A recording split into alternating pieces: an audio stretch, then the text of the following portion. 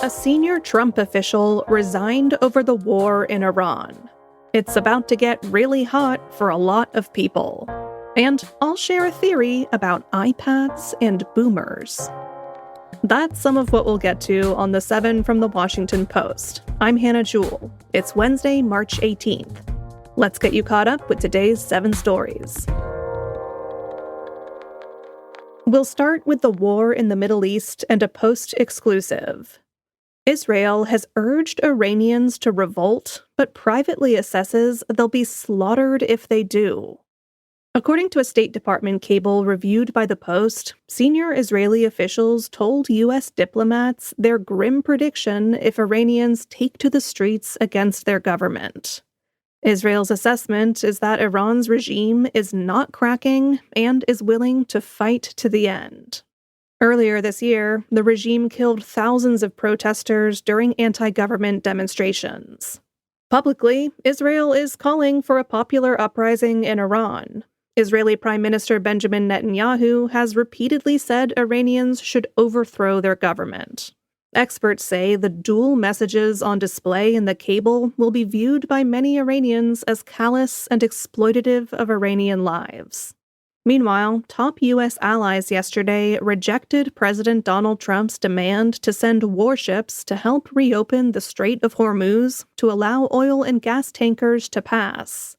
Trump's not happy about that, as he made clear in the Oval Office yesterday.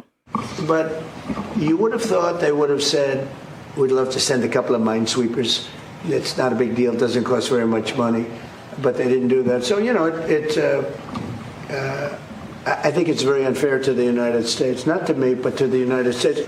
European leaders are reluctant to join a conflict Trump started without consulting them. A senior official broke with the White House and resigned over the war in Iran. That's number 2.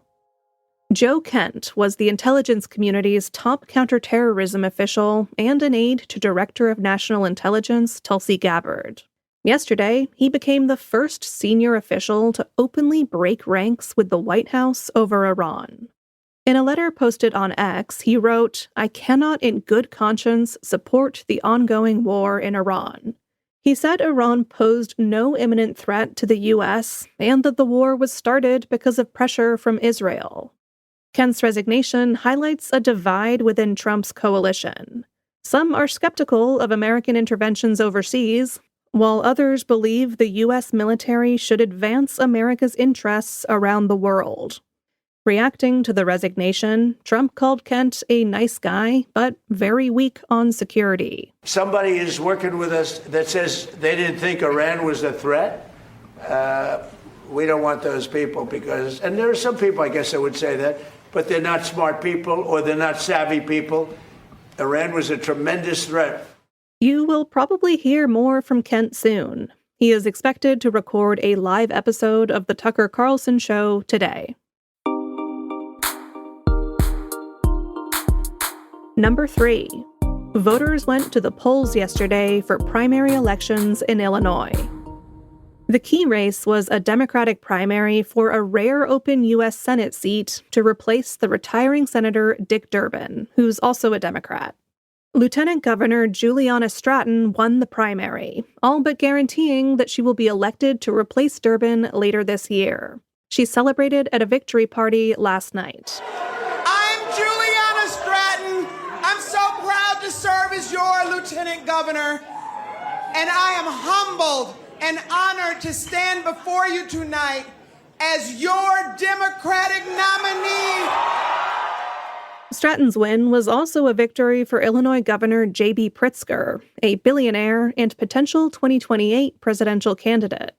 Pritzker endorsed Stratton and contributed at least $5 million to a super PAC supporting her. Stratton will become the 6th Black woman to serve in the Senate if she wins in November. She will face Dawn Tracy, the former Illinois Republican Party chairman who won the Republican primary. A judge reinstated 1,000 Voice of America employees. That's number 4. Staffers at the international broadcaster have spent a full year on paid administrative leave, while the Trump administration has tried to shrink it to oblivion. Now, they've been ordered back to work by Monday. U.S. District Judge Royce Lamberth ruled that the near-total shutdown of the agency that oversees VOA violated federal administrative law. He criticized the government's failure to uphold statutory requirements set by Congress, calling it flagrant, and lambasted Carrie Lake. She is the Trump official who oversaw the dismantling of the agency. A group of employees who sued the government celebrated the ruling and said they were eager to, quote, rebuild the trust of the global audience we have been unable to serve for the past year. At number 5.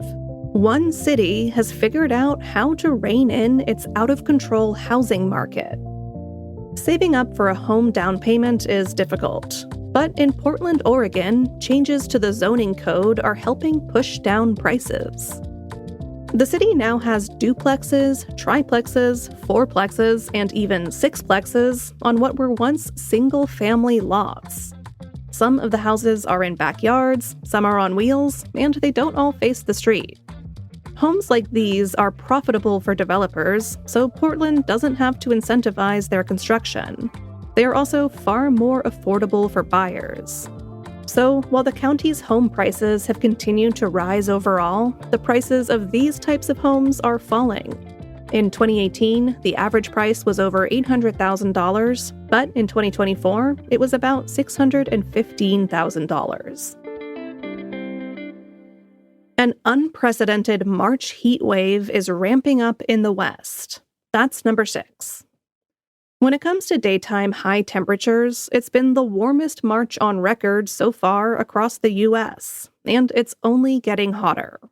Over the next week, more than 800 high-temperature records are forecast to be broken at 165 locations, some of them by more than 10 degrees.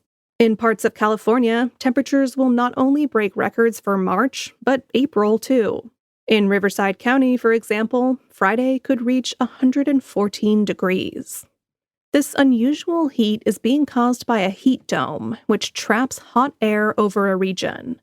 That's on top of rising average temperatures pushed up by climate change, which increases the likelihood, severity, and frequency of extreme heat. This kind of heat can be dangerous. So, in our newsletter today, we have tips for how to stay cool and how to recognize and treat the signs of heat stroke. And at number 7, boomers might be the real iPad babies. When we worry about phone addiction, we usually think about younger people, but perhaps we need to take a closer look at the boomers. Research shows that social media use is growing among people aged 65 and over. An October survey found that adults 50 and older spend 22 hours per week on their devices. All that screen time might not be good for the brain.